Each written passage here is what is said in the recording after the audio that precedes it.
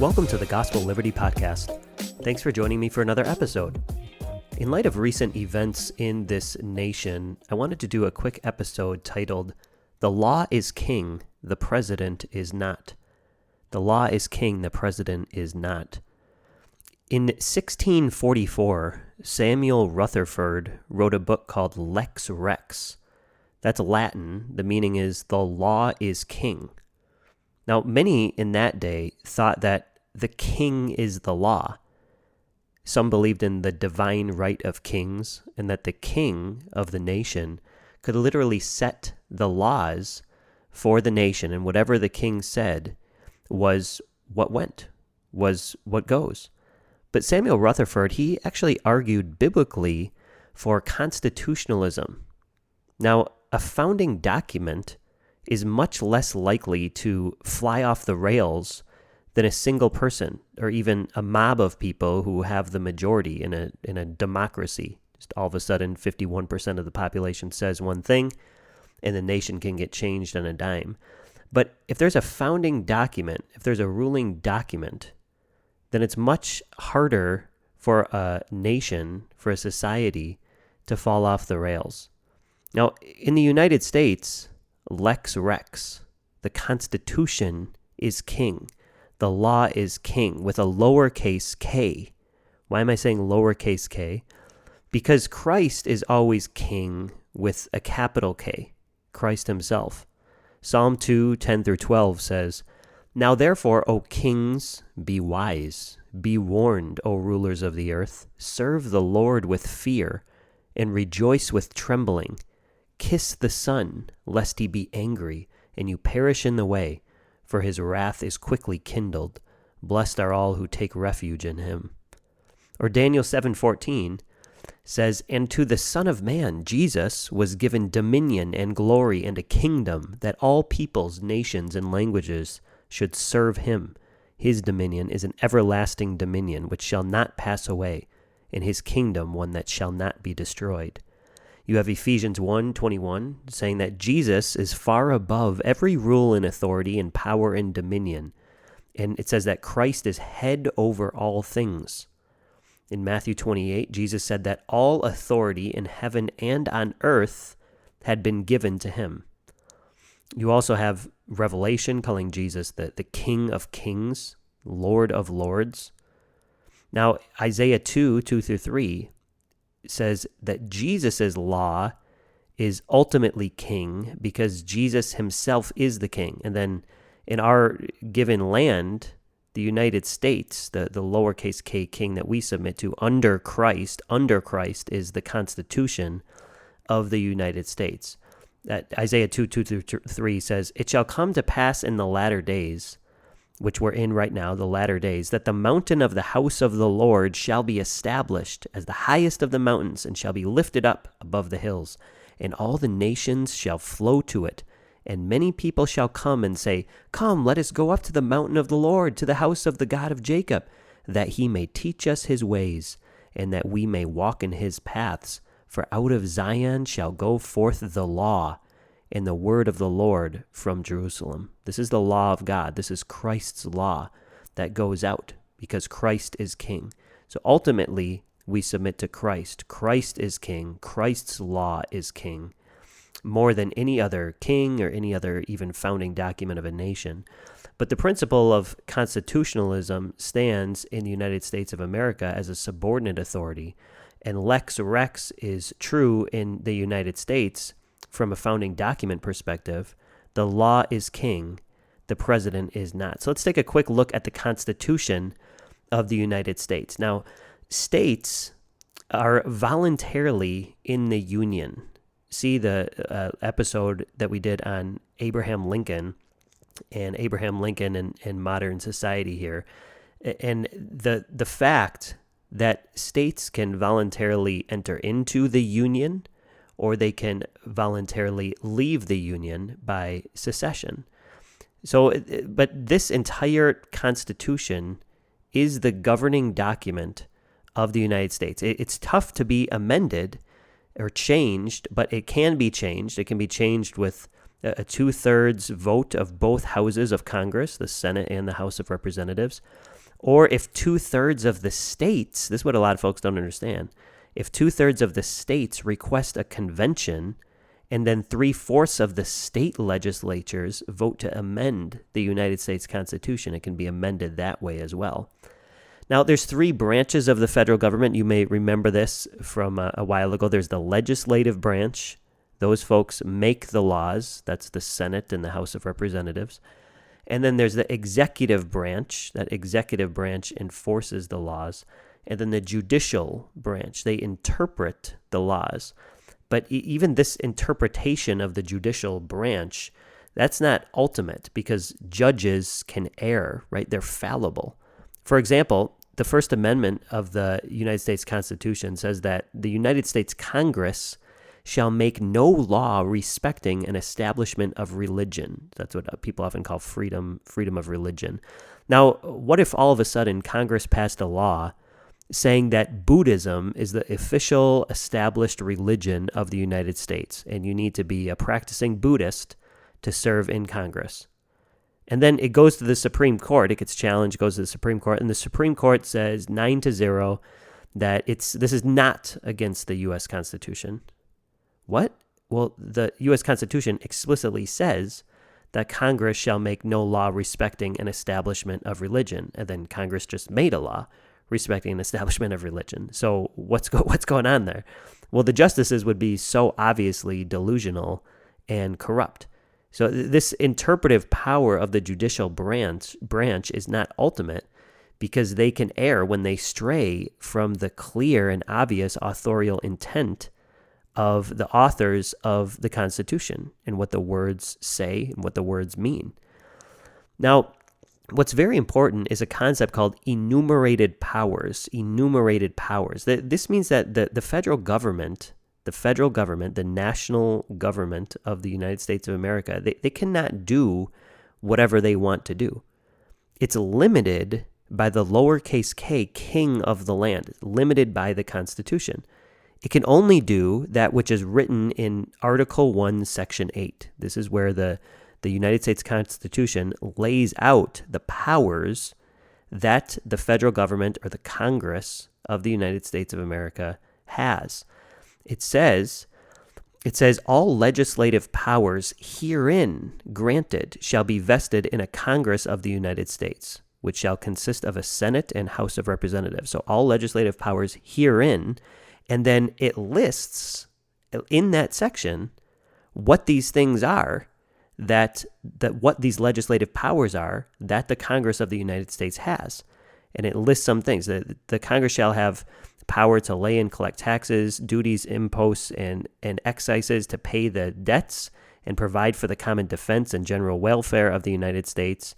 And then it says, then it lists several very specific things that the U.S. Congress has the power to make laws regarding, one of which is declaring war. So if there's a war, then if the United States government wants to go to war, then it needs the permission of the United States Congress. That's one of the few powers that the United States Congress has. Even the income tax was unconstitutional until 1913 with the passage of the 16th Amendment. The Constitution had to be amended because income tax is nowhere delegated as a power to Congress to have that power to collect taxes on the incomes of the citizens of the United States. And then the 10th Amendment, the last amendment of the Bill of Rights, says, quote, the powers not delegated to the United States by the Constitution, nor prohibited by it to the states, are reserved to the states respectively, or to the people. So basically, if the Constitution doesn't expressly delegate powers to the federal government, if it hasn't listed something that is within this realm of authority of the federal government, then those things are left up to the states, it says, or to the people. Now, Article 2 of the U.S. Constitution lays out the role of the President of the United States. So there's actually an article in the U.S. Constitution. If you haven't read it, I encourage you to do so. It actually lays out the role of the president. Okay, so the president, it's not just, we just grow up in this society, and so often we just think of the president as a king-like figure. But the president actually has a list of what his role is, and it's very, very limited. What does it say in this Article 2? He's the commander-in-chief of the United States military. He has the power of pardon. He can make foreign treaties, provided 2/3 of the Senate concur. He appoints ambassadors and justices of the Supreme Court, and then several other smaller things. So the president is not the king. The president is not the king. He has a list of things that he is responsible for and that he can do. And being a king is not one of them. He does not run the country. You've heard that from presidents of the past. Oh, my job, if I'm elected, I'll run the country this way. The presidents don't run the country. They run the executive branch of the federal government. It's a very limited role. The president is not responsible for the national economy. So often folks look to the president. What are you going to do to fix the economy? The answer should be, I'm going to deregulate everything and I'm going to get out of the way because that has nothing to do with my role. So I'm going to undo all of these unconstitutional executive orders that have been done in the past. I'm going to encourage Congress to get rid of all of these other unconstitutional laws that regulate private businesses. But to look to the president or to blame the president for these things is just outside of the scope of the role of the president. He's not responsible for the economy. He's not responsible for public health. That's nowhere in Article 2 of the U.S. Constitution. If you want to be healthy, then you should diet and you should exercise and you should treat your body in a healthy way. And you are responsible for your own health. The president of the United States is not responsible for public health. He's not responsible for the starting of wars. Once again, that power is delegated to the United States Congress. He cannot tell states what to do. He cannot tell individual citizens what to do. He cannot regulate firearms because that's in the Second Amendment. We have the right to keep and bear arms. He cannot tell private companies what to do about their hiring practices or about quote-unquote health measures. That's not within his role from the king of the land. The United States Constitution is the king, and the king of the land has not delegated that role to the servant of the king. The president of the United States is a servant of the lowercase k king of the land, the United States Constitution. And once again, he even swears in his oath of office to defend the Constitution of the United States. So he's even admitting right when he goes into office that he is not the ultimate one. He's a servant to this lowercase k king, which is the United States Constitution. The president has just as much authority to tell private businesses what to do as you or I have. Do we have the authority? What if I just stood up and I said, I decree that businesses with over 200 people have to mandate folks to make sure that they wear helmets so that they don't fall down and get concussions. People would just go on about their days. They wouldn't listen to me. Maybe some would laugh, and it would just be a joke. And that's the exact same thing that should happen if the president of the United States does that same thing, tries to regulate a private business. People should just go on about their lives because he doesn't have the authority to do that. It's laughable, but it's sad because so many folks in this culture really think that the president does. Once again, he's the head of the executive branch of the federal government, the head of one of the three branches of the federal government, and he has a very limited role that's defined by the king of the land. The king of the land, the United States Constitution, has told him what his role is. And if he steps outside of that, then he doesn't have the authority to do it, even if he pretends he does or thinks he does, or even if some folks in the media say that he does, etc. Now, yes, Romans 13, 1 through 7, tells Christians to submit to the governing authorities. It certainly does. But we submit in what they have authority in.